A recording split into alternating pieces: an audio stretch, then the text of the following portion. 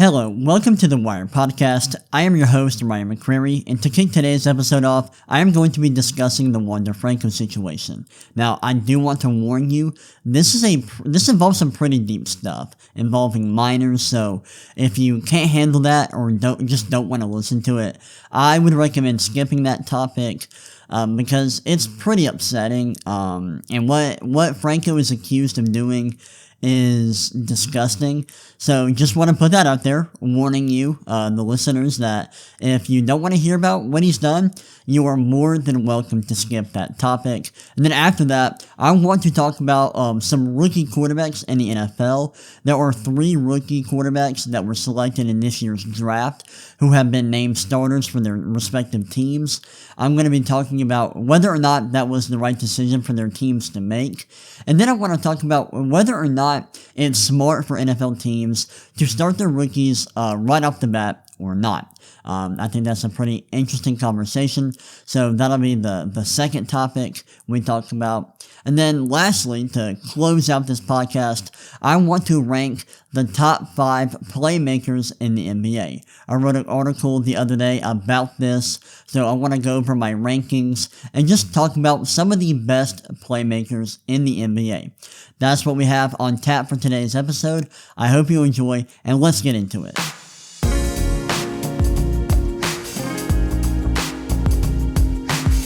Alright, unfortunately, I have to start off by talking about the Wander Franco situation. So, if you don't know who Wander Franco is a 22-year-old shortstop for the Tampa Bay Rays.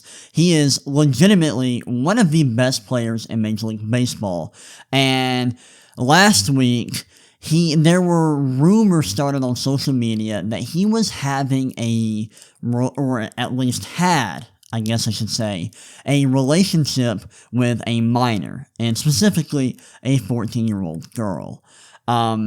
Obviously, that sucks, and that is absolutely disgusting, and it's crazy because you don't hear stuff like this happen really ever. You rarely, you never see a big-time athlete like this get accused of something that is so disgusting. And I want to pull up an article from Sports Illustrated that kind of gives us some details about it.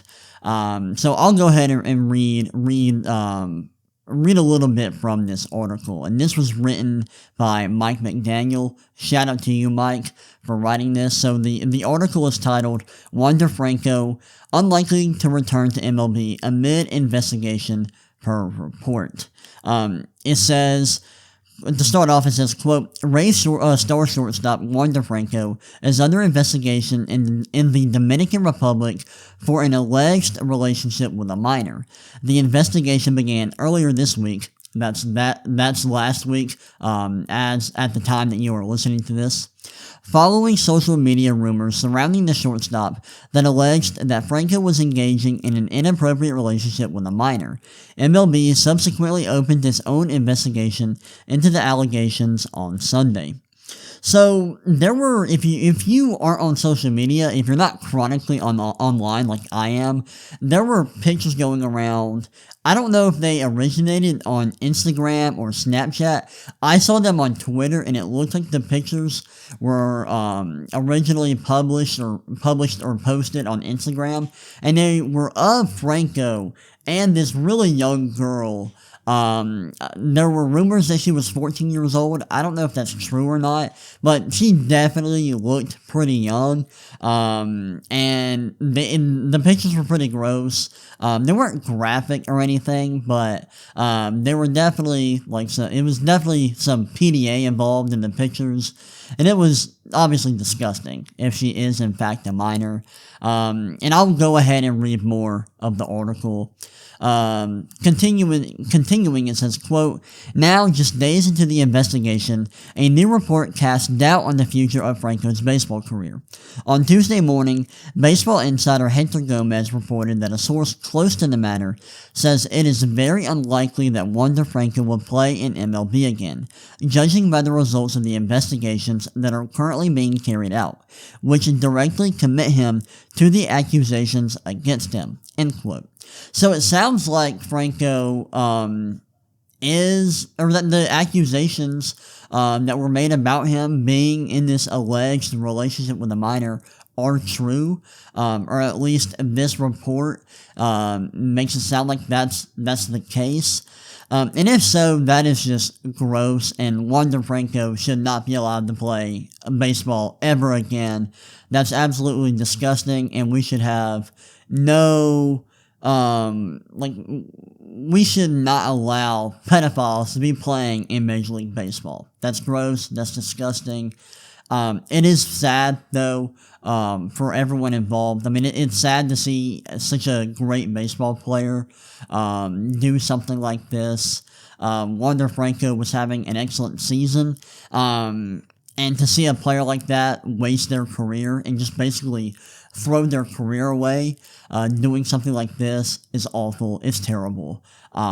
It's horrendous, and I feel terrible for the girl. And there were rumors that there was even a second minor that he was in a relationship with, and if that's true, that makes this whole situation even more disgusting, because that means he is possibly a serial pedophile. I mean, I don't even know what it takes to be a serial pedophile, but the fact that he was possibly in a relationship with one minor is gross. The fact that he was possibly in a relationship with a second minor is just even more disgusting. All around, this situation it's terrible, and I feel awful for the little girl. I don't know if her identity has been released. Even if it has, I'm not going to share it, because that's just not fair to her. Obviously, this was not a consensual relationship. It's not possible for a minor to consent to a relationship like this, and when she gets older, it's not fair to her, for her to have her identity put out like this in this manner, considering the situation. So, yeah, it's terrible for the girl. She is probably going to be scarred for life, and it's just gross for someone in a position of power like this to abuse their power like this, and to treat a young girl like this. That young girl is never going to be the same, and her life is forever changed, and she is scarred for life because of Franco. Now, I will say allegedly, for the purpose of, I don't want to get sued for slandering him. So I will say that this is all alleged. These are just allegations. The investigation is not complete. So I don't want to just, say that Franco is guilty when he hasn't been found guilty yet. Obviously, in the United States, you are innocent until proven guilty. But I will repeat that based on this report that I read, to start off this episode, it does appear that Wander Franco is guilty of these accusations, and that sucks. That sucks for everyone involved, and stuff like this is disgusting, and I hate it. But yeah, that's the Wander Franco situation. That's everything that's happened. That's what it involves. And I'm sorry for everyone who had to listen to that and hear about what Wander Franco allegedly did. But yeah, that's everything that happened last week involving Wander Franco, and his legal issues, involving him and a minor. And now let's move on to our second topic. But before I do that, I'm going to take a little bit of a break, and I will see y'all in a second. Alright, I am back, and now we can talk about some rookie quarterbacks. So this year in the 2023 NFL Draft, there were 3 quarterbacks selected in the first round. That's Bryce Young, CJ Stroud, and Anthony Richardson, and all 3 of these players have been named Week 1 starters by their respective teams. Bryce Young is going to be the starter for the Carolina Panthers, CJ Stroud is going to be the Week 1 starter for the Houston Texans, and Anthony Richardson is going to be the Week 1 starter for the Indianapolis Colts. And this leads to a big question. Should these rookie quarterbacks be starting Week 1? And then this leads to an even bigger question. Should rookie quarterbacks start Week 1? Like, in general. In general, is it a good idea for teams to start their rookie quarterbacks right off the bat? Now, with these players, I think it is smart that their teams are starting them. I think all three players should be starting. And honestly, I might even go on a limb. I might even go out on a limb and say that the Titans should start Will Levis. Obviously, they're going to be starting Ryan Tannehill. I think. I'm not. I don't think that they were having a QB battle for their starting quarterback spot. But considering that Ryan Tannehill is aging, and that Will Levis is an older prospect or was an older prospect coming out, I would, if I were them, I would consider giving him a chance to start early on, even if it isn't week one. But that's just my 2 cents. Obviously, they know what's best. They were a good team, like the first half of the year last year, and Ryan Tannehill isn't a terrible quarterback, so we'll see. But yeah, in the case of Bryce Young, CJ Stroud, and Anthony Richardson, I do think it is I think it's extremely smart that a smart decision to start all of them week one, especially with Bryce Young and CJ Stroud. Both of those guys are, I think, 21, maybe 22 years old now. I know both of them were 21 years old the day of the draft, and they were really good prospects coming out. I thought both of those guys were high-level prospects, and both of them were really skilled passers, and I think both of them showed that they had the skills to be, really good, not just, later on, but even right away. Like, I think both of those guys were developed enough in college to start right away. And I don't think anyone would disagree with that. I don't think. I think most people felt like those guys were ready to come in and start day one. Anthony Richardson is different. He's different though, because he was a lot more raw as a passer than those guys. And I've talked a lot on this podcast about how I think that Anthony Richardson isn't quite as raw as a lot of people think, but he definitely was more raw as a passer coming out of college than Bryce Young and TJ Stroud. And so a lot of people have said that the Colts should not start him week one and should allow him to stay on the bench a little bit and maybe start later in the season, or maybe even just sit out the entirety of his rookie season. In my opinion, I think it's great that he's starting week one. I think that in general, rookie quarterbacks should start early on, or as early as humanly possible. I think that the best developing is going to be easiest when they have in-game reps. And the more in-game reps they get, the more you'll learn about them, the more they'll develop. And that's just my opinion. Maybe some coaches would disagree with that, but that is my opinion. So you can just take that with a grain of rice, with a grain of salt. Grain of rice. What am I saying? Grain of salt. But yeah, I think it's great that all three of these guys are starting week one. I think Bryce Young and CJ Stroud, they'll be fine. Although they aren't in perfect situations for a rookie, they're good enough to be fine. They may have some struggles, and they may struggle more than people kind of expected them to based on their college tape. I think they'll be fine moving forward. And if they're bad, they were gonna be bad. It didn't matter if they started week one or not. If those guys are bad, that's probably what the outcome was gonna be, no matter when they started. Now for Anthony Richardson, I'm glad he's starting early. I think he can be better right off the bat than people think, because he's such a good runner and his pocket presence is so good, and he's just a ridiculous athlete, both in terms of his arm strength and his mobility. I think all of that, can allow him to be successful to some degree as a rookie. There are going to be some growing pains with him, definitely. He is going to make some really bad throws at times. We've already seen him do that in the preseason. He had one interception versus the Bills. That was just absolutely awful. And I think that he's going to have moments like that as a rookie. But I also think we're going to see him make a lot of high-level plays as a runner. And I think because of his rushing upside, he can be extremely productive as a runner. And honestly, I think he can be one of the more productive runner or one of the more productive rushing quarterbacks in the entire league. As a rookie, he's that good as a runner. And I think that the Colts' run game specifically will be really, really good next year because they have Anthony Richardson, they have Jonathan Taylor, and they have a talented offensive line. So those are my thoughts on those guys starting. Now we can go into more of the, bigger conversation surrounding whether or not rookie quarterbacks should start right away in general, whether or not that is good practice. And I'm going to pull up this article from The Ringer, which was written in 2021, around about 2 years ago, and it was written by Roger Sherman. And the title of this article says, "What the last 20 years teach us about how rookie quarterback seasons predict future success."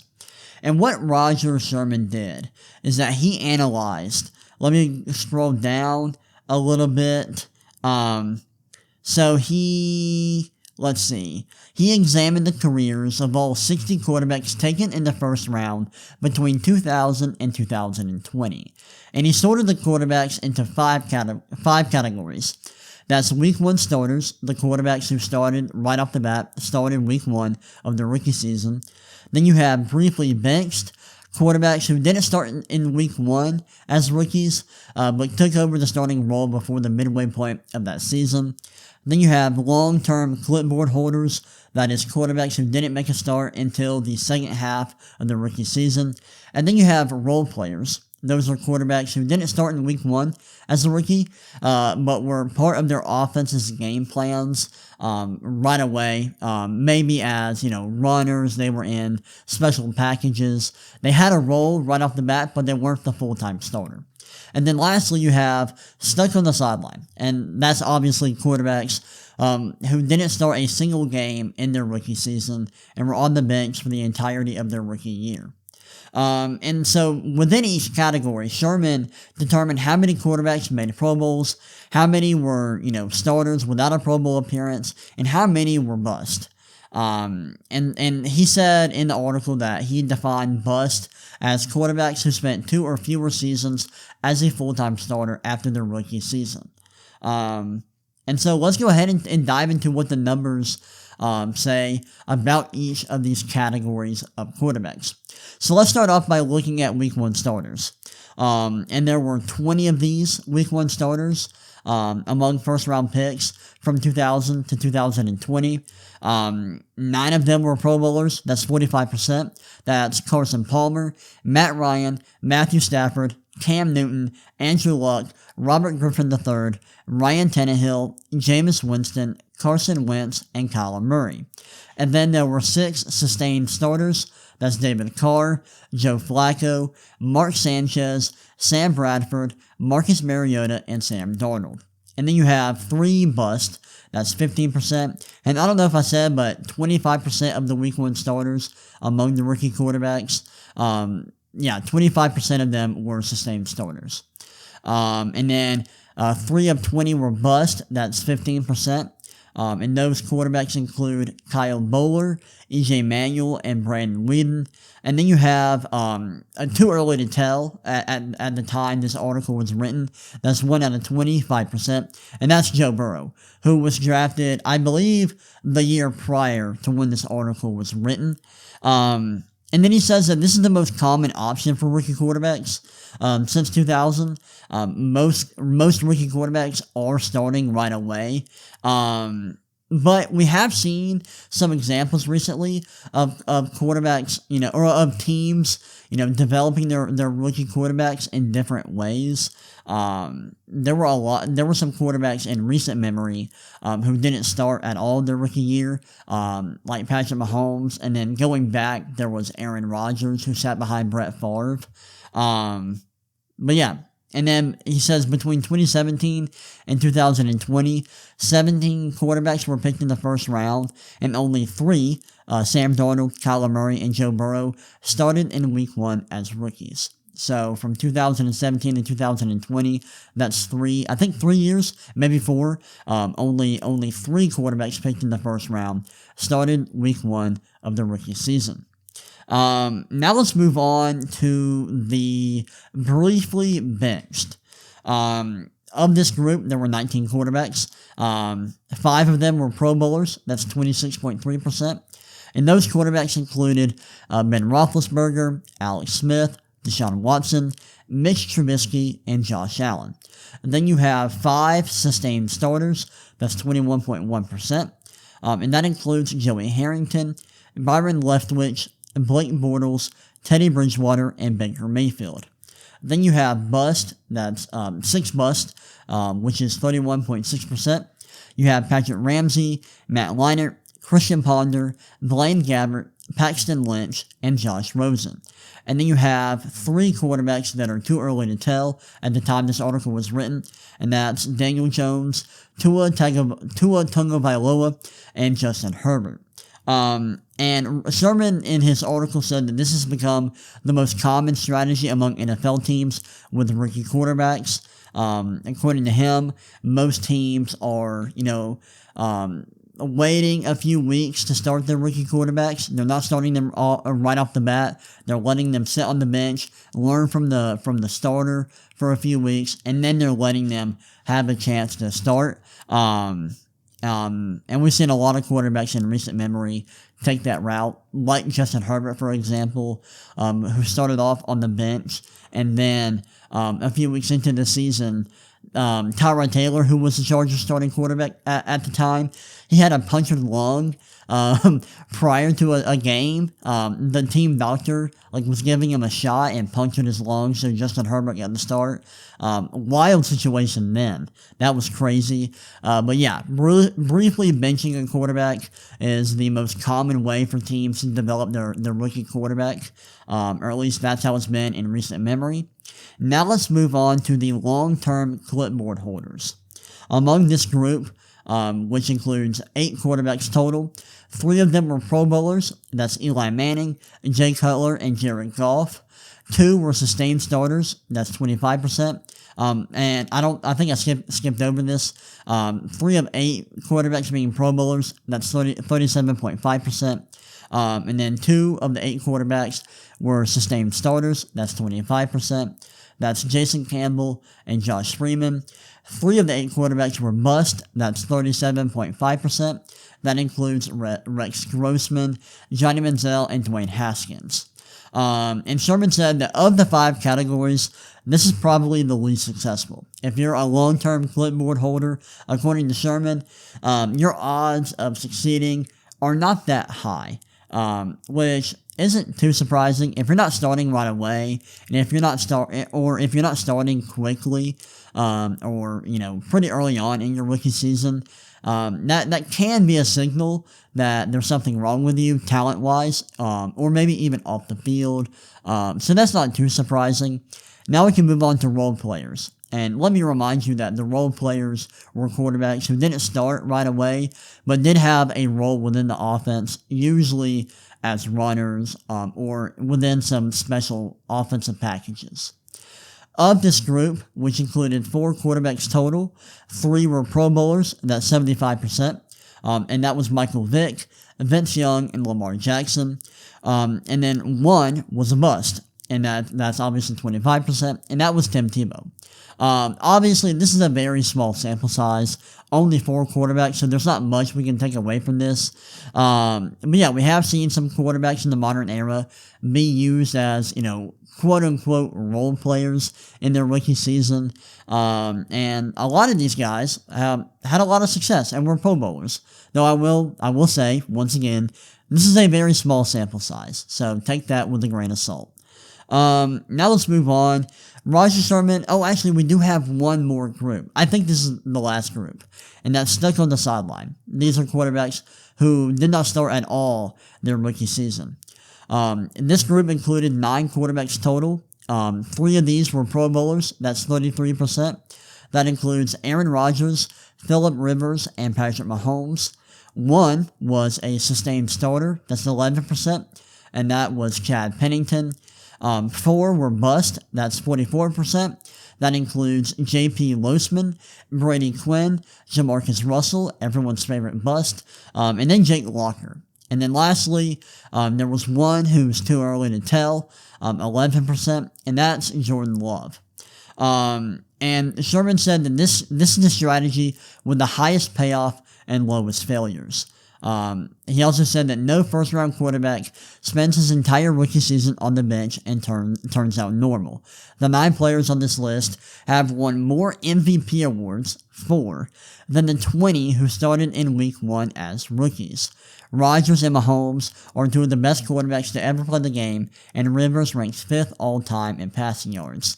That's really interesting to see that the quarterbacks who, were stuck on the sideline their rookie season had the most success. That's really interesting, really cool to see. And according to Sherman, there were I think 3 major takeaways from this exercise.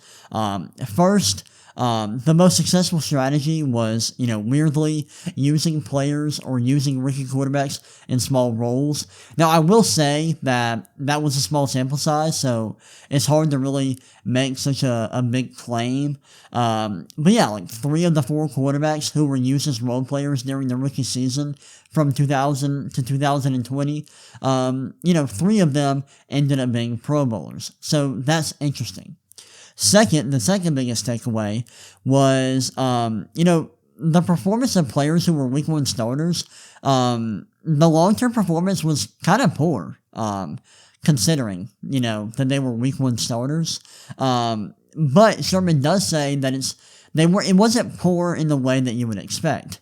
He said that critics of playing rookie quarterbacks too early implied that those players can be broken by early failures. And he makes a joke here. He says, maybe Kyle Bowler would have turned into a star if he hadn't thrown 3 interceptions against the Chiefs in September of his rookie season. That's funny. And then he says, but many of the Week 1 starters actually played well in their first go-around. So yeah, many of the Week 1 starters did play well. And I like that he mentions this popular talking point that, quarterbacks who play too early can be, broken or, may have a hard time overcoming their early struggles. And that's possible. But I think guys like that, guys who aren't able to overcome their early struggles, maybe the way they're wired mentally would not allow them to succeed anyways, no matter when they started. That would probably be my argument against that. But who knows? And then the last major takeaway was that while it's true that a handful of players who sat for their entire rookie seasons went on to become stars, the benching a rookie blueprint isn't a reliable development strategy. And that makes sense. If you're not playing as a rookie, that's not a good sign. Obviously, there are outliers like Patrick Mahomes, Aaron Rodgers. Those guys are the biggest outliers. But usually, if you're not playing as a rookie, that's a pretty big sign that there's something wrong with you. Whether it be talent-wise, off the field issues, maybe something's wrong with you mentally. Maybe you just don't have the mental toughness to play quarterback at a high level. Obviously that's not, gonna be for everyone. Not every quarterback is gonna fit that mold. But usually if you're not playing as a rookie, that's not a good sign. But yeah, so I thought that study was really cool and really interesting, and those numbers were fascinating. I think that the best strategy is starting quarterbacks early. We see a lot of quarterbacks in that mold have success. Obviously, and if you're not going to start your rookie quarterback Week 1, you should start them pretty early on in their rookie season. And guys in those 2 buckets do tend to have a lot of success. But yeah, so that's the conversation on rookie quarterback starting right away. And now we'll end off the podcast by ranking the 5 best playmakers in the NBA. And before we get into that, I'm going to take a break, and I will be back in just a second. Alright, I'm back. Now, let's close out this podcast episode by ranking the 5 best playmakers in the NBA. So, a few days ago, I wrote an article ranking or using numbers to rank the top 5 playmakers in the NBA. I wrote this for the fan-sided site that I write for, SirCharlesInCharge.com. It's not out yet. Not sure when it's coming out. But I wanted to talk about this on the podcast because I thought it was really interesting. So we'll start out at number 5, and then go up to number 1. So with the 5th spot, this was really hard to pick because there were a lot of players that I considered. I consider guys like Tyrese Halliburton. He's a guy that I gave a lot of consideration to for this spot. He had an incredible playmaking season last year, and if you put him in your top 5 playmakers, I wouldn't argue that. I would not push back at all. He is definitely in that conversation, and leaving him out was really difficult. I just thought the numbers for the guy that I put in the 5th spot, or in my 5th spot, I thought his numbers were stronger last year, and I do want to see Tyrese Halliburton kind of replicate his production a little bit moving forward. But yeah, Halliburton definitely worthy of consideration for this list. I also consider Darius Garland, a guy who in 2021, which was 2 years ago, not last season, but the year before, that year he was one of the better playmakers in the NBA. Didn't have as good of a playmaking season last year, but still definitely worthy of consideration for this list. I also consider guys like LeBron James. LeBron James has had a few really strong playmaking seasons over the last couple of years. His playmaking numbers were better than I expected, so I gave him consideration. And I also consider guys like Stephen Curry and Damian Lillard. And I kind of forgot to talk about what I consider playmaking to be, and that's actually really important. For me, I consider playmaking to be a player's ability to create shots for their teammates. And players can do that in a variety of ways. Usually players are able to do that through their scoring gravity or, their shooting gravity. If you're a really effective three-point shooter, you can draw the defense out that way. And then once you create the advantage, you have to be able to, obviously see that you have created an advantage and make an accurate pass. So it's not just a player's ability to make accurate passes. It's that, but also a player's ability to create advantages. And so usually if you're a strong playmaker, in my opinion, you're likely also either a really good scorer, a really good shooter, or both. And usually all the guys on this list are really good scorers on top of being really good passers. So that got that out of the way. I think that was important to point out, because a lot of, you'll see that I consider, or you'll hear that I considered Stephen Curry and Damian Lillard for this list, and some people might be like, well, why? Like, those guys aren't elite passers. But the reason why I consider those guys is because they are really high-level creators, because they're both super good long-distance shooters and just scorers in general. And last year, Damian Lillard was one of the best shot creators in the league. Like, he created a ridiculous number of shots for his teammates, because he had a phenomenal scoring season, and he was ridiculous as a three-point shooter. So, I wanted to give Stephen Curry and Damian Lillard some love. I think a lot of stat people, or people who are into analytics, will put Stephen Curry on their top 5 playmakers list.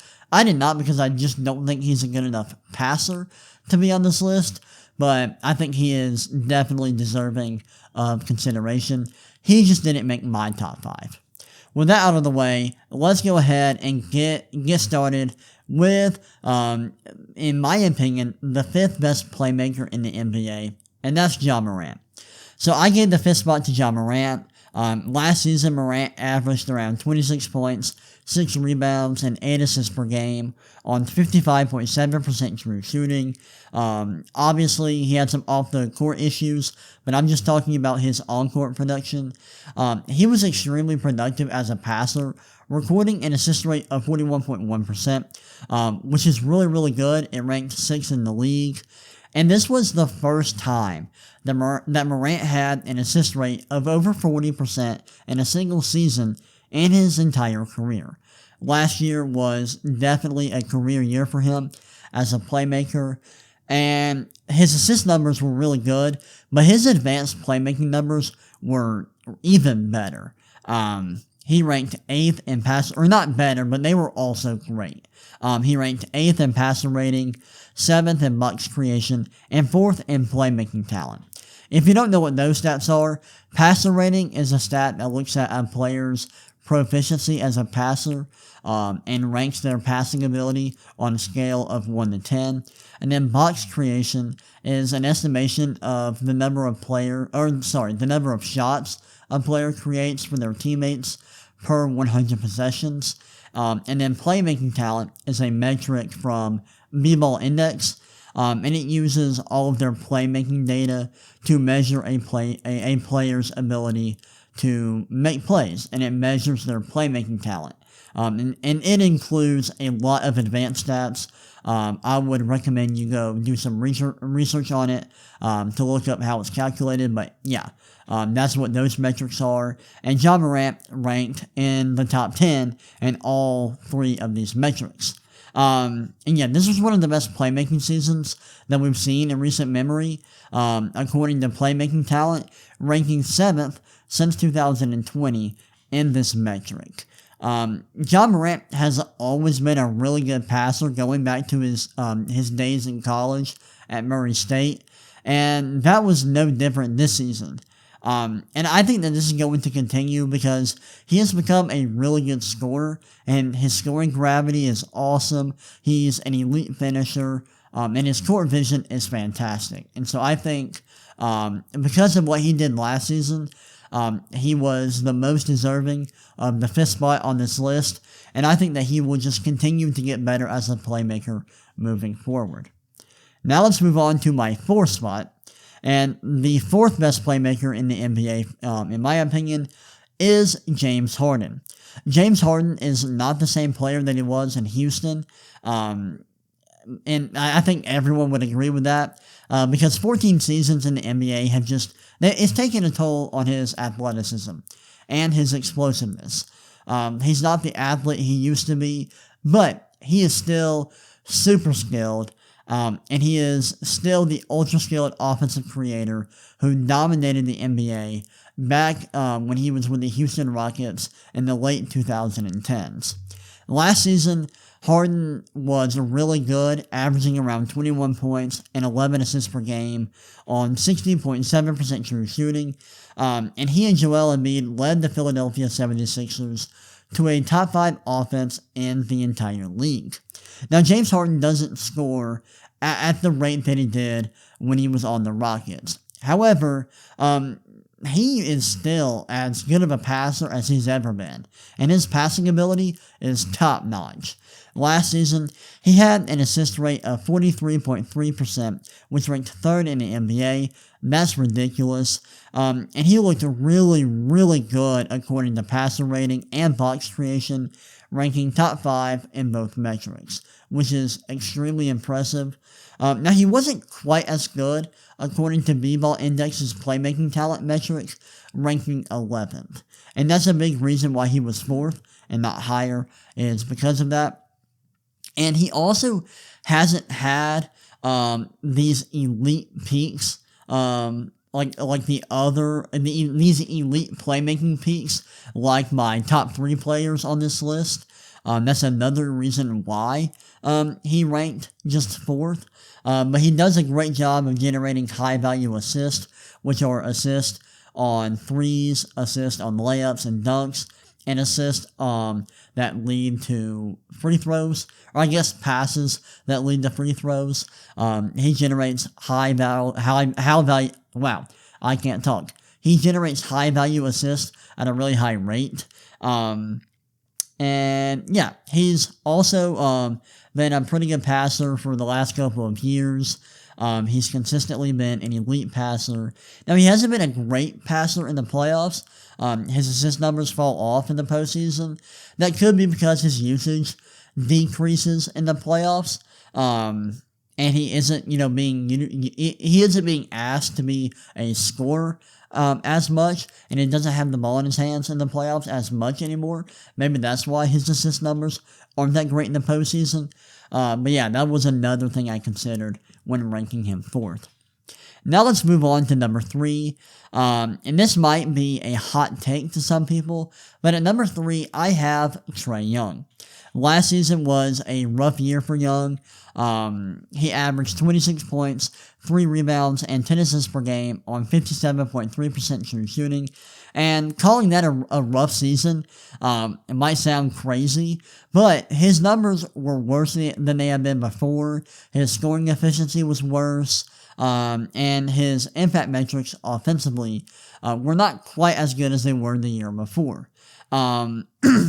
And yeah, like his numbers, his counting stats weren't bad, but the more advanced numbers weren't quite as good as they have been in his prior seasons. And while his performance last year was a bit disappointing, he was still really good as a passer. He ranked 4th in the league in assist rate with a mark of 42.5%, and his advanced playmaking metrics were incredible. He ranked 5th in passer rating and 1st in box creation. He also ranked 1st in B-Ball Index's playmaking talent metric. And I think you could argue that he was the best playmaker in the regular season last year. Now you might be wondering, if he was arguably the best playmaker in the league last year, why is he not higher? And the reason why, there's a few reasons why. First off, his playmaking numbers go down in the playoffs. His assist rate in the regular season for his career is 44.1%, and that's awesome. But it dips down to 40.6% in the playoffs, and that's not bad, really. That's still a great mark. But the fact that his assist rate goes down that much is concerning. And the reason why is he's not as effective as a scorer in the playoffs. And I think his scoring gravity just isn't as good in the playoffs as it is in the regular season. I think that's a big reason why his productivity as a passer goes down in the playoffs. And another reason why I had him ranked this low is because of his lack of portability. Now, if you don't know what portability is a player's ability to play in a variety of roles. And basically, if you took a player from his role on his team now to another and put him on another team in a different role, how well would he succeed in that different role? If you think that player would be just as successful, they're probably highly portable. And usually players who are highly portable are really good shooters, great three-point shooters are always highly portable. Guys who can pass and defend, those kind of players like Draymond Green are highly portable as well. But players who are not portable, or molds, or one specific mold of player that isn't highly portable, is the ball-dominant creators, and Trae Young fits in that mold, and he is probably, he's at least one of the most ball-dominant players in the entire NBA. His usage rate is always extremely high, and he just does not play off the ball whatsoever. There's another player on this list that fits that mold too, but the reason I had Trae Young ranked lower in regards to portability is because of his size. And him being not portable at all as a smaller than average guard is a huge issue for him, especially considering that he isn't a great defender. And that's just another issue that caused me to rank him third, despite the fact that you could argue that he has been the best playmaker during the regular season in the last 3 seasons. His playmaking in the regular season is just absolutely ridiculous. Now let's move on to number 2, and that is Luka Doncic. Luka Doncic is just a wonderful playmaker, and last year he had a criminally underrated season, averaging around 32 points, 9 rebounds, and 8 assists per game on 60.9% true shooting, and the Dallas Mavericks had an underwhelming season. They missed the playoffs entirely, but it wasn't because of Luka Doncic, who was one of the best players in the league. Now, Luka Doncic has undeniably been one of the best offensive players in the NBA for the last couple of seasons, and his proficiency as a passer at his age is unreal. And I think that, at just 24 years old, he is already in the conversation for the best passer in the world. Last season, he had an assist rate of 42.3%, which ranked 5th in the league. And this isn't new territory, as he has had an assist rate of at least 40% in each of the last 4 seasons. That is ridiculous production. Now, his assist numbers don't do him justice. And I think that they undersell just how many shots he creates for his teammates. Last season, he ranked 4th in the league in box creation, and he has 2 of the top 10 seasons in this metric going back to 2020. And even this stat might be underselling his playmaking ability, as his 2021 season ranks number 1 in B-Ball Index's playmaking metric going back to 2020. Now, what makes his production really impressive is that he gets better in the playoffs. His career assist rate is actually better in the postseason, and I think a big reason why is because his scoring average goes up in the playoffs, and his scoring gravity is better in the postseason. Now, unfortunately, he is not portable. He kind of fits with Trae Young in that ball-dominant creator mold, where he's handling the ball a lot, and he's not playing without the basketball very often. And that hurts him a little bit. That's why he's number 2 on this list, and not number 1. But his lack of portability is not as big of an issue as it is for Trae Young, mainly because Luka Doncic is a 6'8" forward. He's just much bigger. He's a little bit better on defense than Trae Young. So it's not as big of an issue, but it's still a big issue. And if you put him on a different team where he had to play off the ball more, I think he would struggle, and I think he would be less productive as a playmaker. Now let's unveil my number 1 playmaker in the NBA, my top-ranked playmaker in the league, and that is the GOAT, Nikola Jokic. So Nikola Jokic, in my opinion, is the best playmaker in the NBA at the moment. He had a dominant season last year. He averaged around 25 points, 12 rebounds, and 10 assists per game on 70.1% true shooting, as he led the Denver Nuggets to their first championship in franchise history. He was awesome during the regular season and the playoffs, and cemented himself as the best player in the league. And his productivity as a passer was ridiculous last year. He ranked 2nd in the league in assist rate with a mark of 46.6%. And that is incredible for a big man. Jokic is actually the only center in NBA history to have an assist rate of at least 45% in a single season. That's awesome. And there are other advanced metrics that make him look like a great playmaker, like passer rating and box creation. Last season, Jokic ranked 1st in the league in passer rating, and he ranked 6th in box creation, meaning he was remarkably efficient as a passer, and he was just phenomenal at creating advantages and generating open shots for his teammates. He also ranked 2nd in B-Ball Index's playmaking talent metric, which is awesome. And he's a really unique offensive player, because not only is he a really strong passer, but he's also an elite scorer, and he's really portable because he can shoot. His usage rates aren't ever that high. He doesn't dominate the basketball. He can play without the basketball. And he's been one of the best playmakers in the league for the last couple of years. But last year, he was just ridiculous as a playmaker, and his playmaking numbers were crazy good. But the reason why I rank him number one is because he's awesome in the playoffs. He's extremely portable in a way that other guys on this list aren't.